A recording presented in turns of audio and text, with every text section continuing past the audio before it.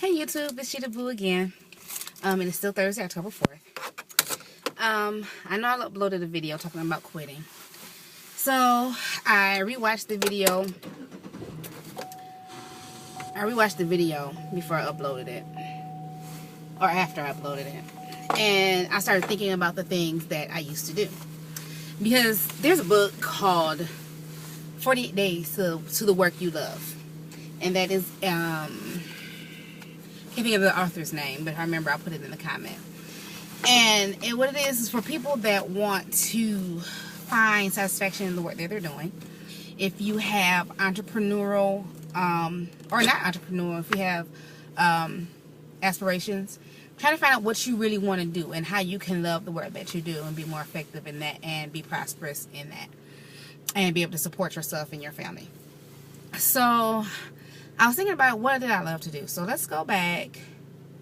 And I don't know when I started cooking. I remember my first cooking experience, which is funny. My foster brother, he's older than me. His name is Steve. So Steve taught me one day to make scrambled eggs. He's like, you put a little salt, a little pepper, beat them, and you put them in a skillet. Well, I didn't know what a little salt and a little pepper was. I always loved pepper. Wasn't quite sure how strong salt was. So I made the eggs and they were extremely salty. He's like, next time just use less salt. So, but then I learned, that if it's something that you don't like, then you just make a change.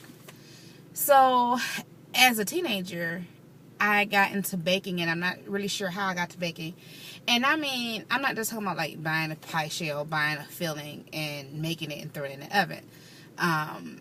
Pecan pies from scratch, which mean you had to use flour or cornstarch to thicken it. I made my pie crust. I mixed my dough. I rolled them out, put it in the pan. Carrot cakes. I grated the carrots. I beat it. At that time, I beat most of my stuff by hand.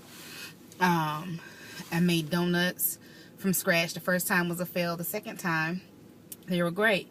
The first pecan pie I made was a fail. The second one was great.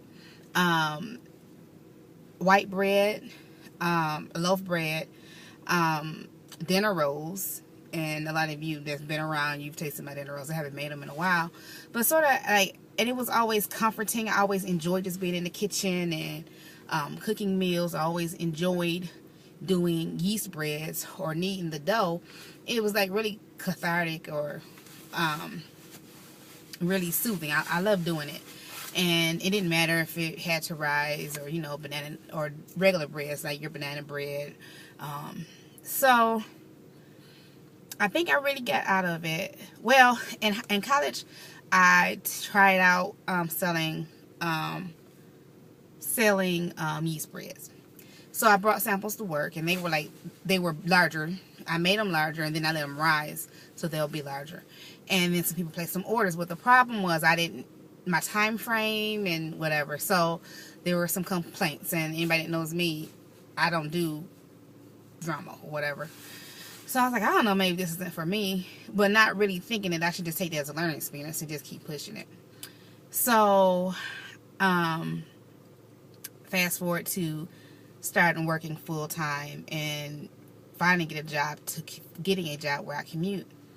And now that I commute, I like cooking, but I do more cooking like when I have a long weekend. And I'm not talking about a 3-day weekend because I'm so busy trying to rest and do things that I don't get done during the week. So I think I would just prefer not to, because if I go home and try to bake something to be rushed or, is take all night or take all day, or I got so much other stuff planned in my day or my week, then I just don't do it. It's too much of a hassle. And I was talking to a coworker today, and we're trying to figure out what to do for my coworker.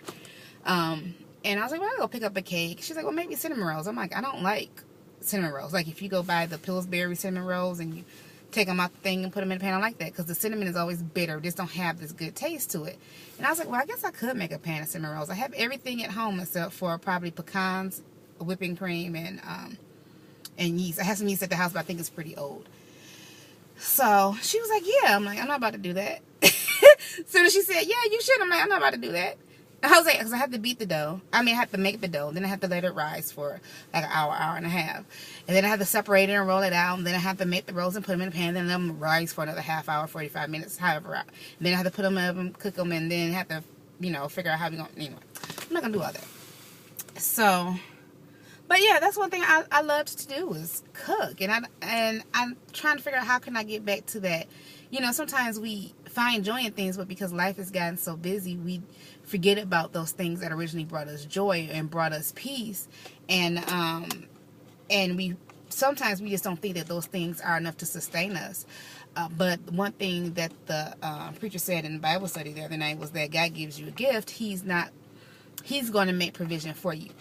The Bible said that your gift will make room for you, and that the Lord, his will is not to harm you, but it's to prosper you. And so if you're using the gift God gave you, of course he's going to allow you to have an avenue or stream of revenue with it, because the blessings of the Lord are rich and add no sorrow to it. So if I do what brings me joy and give him the glory for it, then I should be fine, right?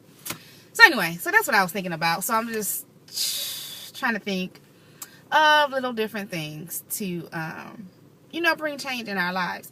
Sometimes we just need to sit back and reflect and sort of get things in order in our head. So yeah, so this video number 2 for today. I've just been thinking a lot, so you might even get another one from today. Talk to you later. Bye.